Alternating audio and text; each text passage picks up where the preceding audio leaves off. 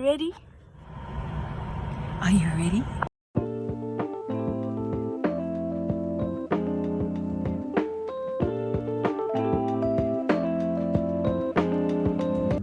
Hello, Newsnets, and welcome to the Oath to the Youth, where we reshape your view on journalism and hopefully you see us, journalists, in a new light.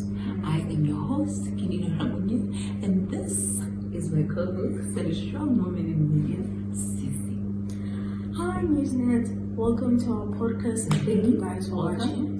This is Sissy Ngxola.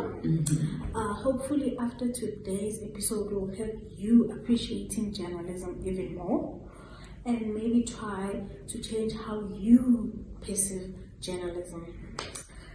Here's a fun fact, Keneilwe. And also for the Newsnets.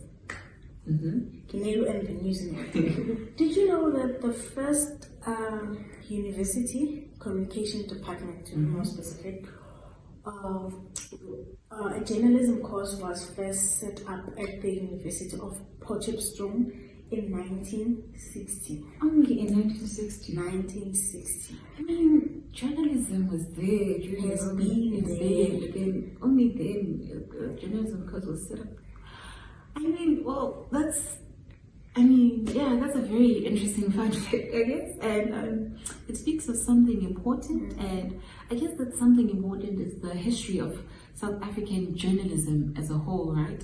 Which will be part of today's topic, whereby we'll be diving into a critical question in the South African media space. I mean, we've had traditional media and new media, so the critical question will be for us and for you to discover that can new and traditional media collaborate, yeah, and so that they can see if they can strengthen journalism as a whole. I mean, it's been growing over the years. We've moved from paper to digital spaces.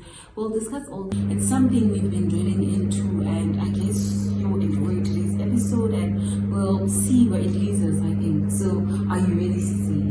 I'm ready. Are you ready? I'm ready. We can do this, yeah. So yeah, please like and subscribe, and let's start. Business and Sissy. Yes. The National Party during the apartheid era controlled how people within and outside of South Africa received the news, right? Everything that was published in the media space made the government look good and black people not so good, right? The government owned platforms like the SABC, and under the SABC there was radio and only, it was radio broadcasting only, and there were print media organizations. There was nothing on digital, just like today, right? Meaning that the government was under, or the media space was under the authoritarian regime. It is a group of, a system of government that consists of a group of people or a single person oppressing the ideas and freedom of expressions of others, right? And this made it very difficult for the media space back then. I think you will give us much more of the examples about that, yeah? Yes, Keneilwe, that's true. The government did control most media companies. Newspaper like The Star. The Star was used to prevent wounded students from the June 16 riot from getting treated at the hospital. Right, okay. It's understandable for the time, yeah? And the police were portrayed as the keepers of law and order by the Ring Daily Mail. Okay, these are very old newspapers, and you can see how maybe when you're looking at them, the content they used to put in there, if it's available on the internet, and the content now is much more different. Very different. Yeah, are there any other, what about newspapers, your Afrikaans newspapers now? They're still Africans based, and it says Die Volksblad, for example. That newspaper, it was used by the working class, the white working class.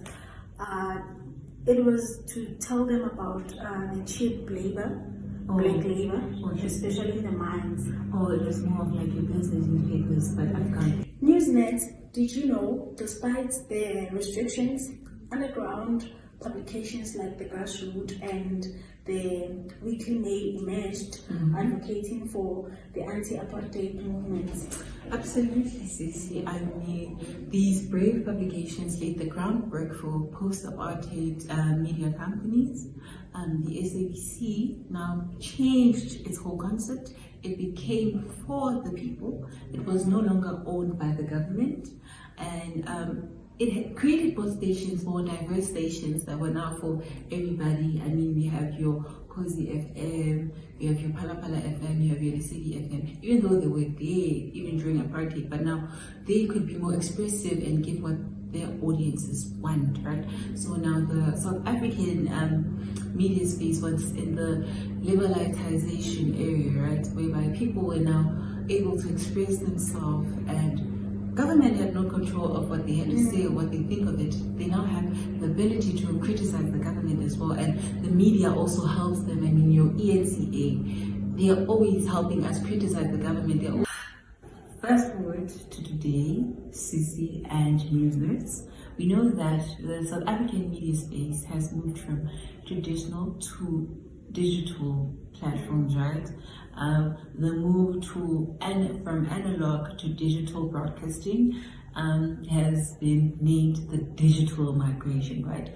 Which has now laid the groundwork for old media companies to move to print.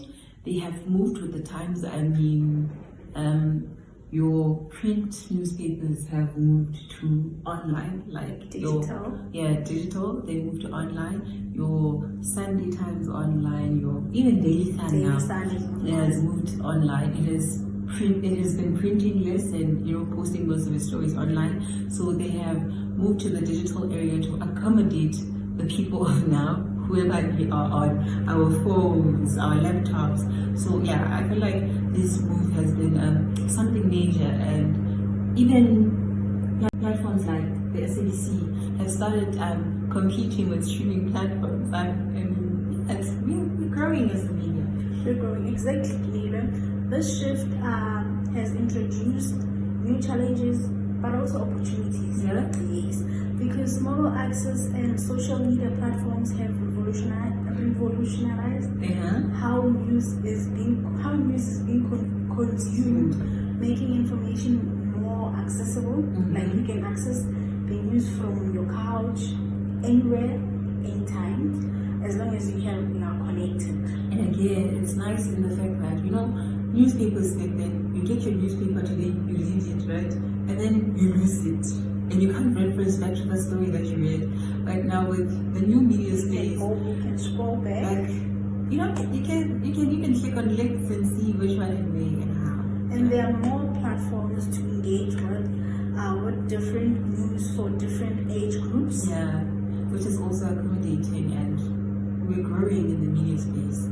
Can we talk about the positive effects of the new media? The positive effects of the new media, right? Yes. It has provided us with democratization. I mean, we have platforms like Twitter, which is known as X. It's known as X now, and Facebook, whereby diverse communities are able to express their opinions and express their problems and have people that can relate to them and they can engage with them. Nobody will be, shutting them down because their opinion is like this, but everybody is now open to expressing their own opinion, right? And what they see in different situations. This has also given us citizen journalism, which is helpful, and I think we'll talk more on that. Absolutely. New media allows for real-time updates.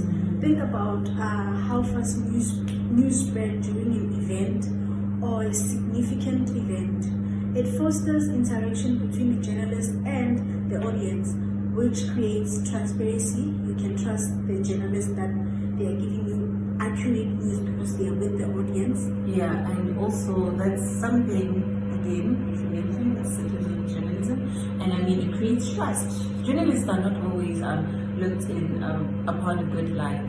You see these people who liars, who take bribes as well, So people don't actually have that. Can we talk about how the new media also has this thing of being cost effective, right? Yes. Remember, we're in print media, right?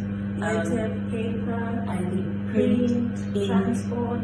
Like it was costly for most media companies, right? But with the new media, I mean, you find a story, you make sure it's legit, you type it and you post it, and your audience interact with you, right? And they see all these things. Like you said, it's interactive, right? So you get to engage and comment on stories, base your opinion in that. You can criticize what the journalist has written. Sorry. Yeah.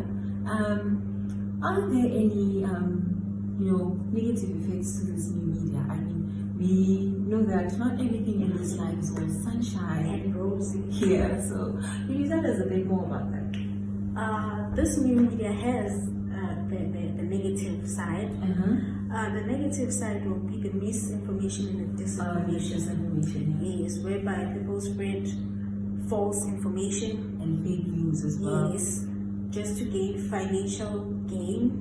And some people even do it to harm. I mean, again, something we need to explain is that disinformation, right, is when you spread information in intention to cause harm. Yes. Meaning that maybe you have a certain propaganda against this political party and you wanna, put them in a bad light. Then that's when you post disinformation, right?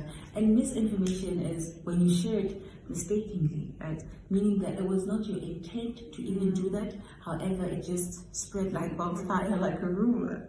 Yeah. And then, are there any, organizations or platforms that people can visit for them to, make sure that the information they receive Is accurate. Yeah, it's accurate. Yeah, there are. There's an organization known as the Africa Check. But it's a fact checker, whereby it checks if the story or the news is accurate, true.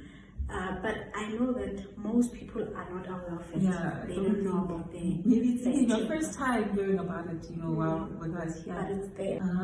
And then what does Africa Check do mostly? They check if the news is accurate. Even pictures, they are able to check if the picture was taken on that specific event. They check the news. Yeah, that's what they do. So meaning it's a very trustworthy platform that also helps us as journalists and make sure that you trust us and the information that Because we're trustworthy. we give to you. Yeah, I think that's all for our positive effects and negative effects of the new media. We're going to talk about the future of journalism. So, Keneilwe, where to from here? Should new media and traditional media integrate or stay separate? Personally, I think that collaboration is key. I mean, in the sense that old media, right, can leverage on new media's speed, right, and also its cost effectiveness while maintaining its, editorial standards that it has, right? I mean, the newsroom does not have to change, but I feel like it needs more cost effectiveness methods and the speed as well. Yeah. I agree. Partnerships between SABC maybe and YouTube could be transformative. Yeah. Don't you think? Yeah, they could be transformative. I mean, a lot of people are now on YouTube for longer videos, so usually news are very long, and the SABC can leverage on that as well. I mean, people can no longer just be on their TVs, but even when they are commuting from like somewhere long distances, they can just watch the SABC and get news updates on YouTube as well. Yeah. That was a very delightful conversation, and hope that maybe you'll tell us about your view on the South African media space's future. I mean, I know there's a lot going on currently, a lot of threats that are coming in, like your artificial intelligence as well, but that will be something we discuss in our next episode. And I'll hand it over to you before we say goodbye to our fellow listeners. Okay, as we wrap up this episode, we hope you've gained a deeper understanding of journalism and the vital role that journalists play, in shaping the world. From the early days of print media to today, digital media. We have seen journalism grow as a whole. Yes. And we saw how, people have gone from not trusting journalists to trusting them to now being maybe in the middle or no, but we hope that today's episode helped you and also will help you engage further with the media. And we'll see you next time on it. I guess this is my part and saying goodbye to you guys. And yeah, see ya. Thank you guys for watching. We'll see you on the next episode. And don't forget to like And subscribe. Bye. Bye.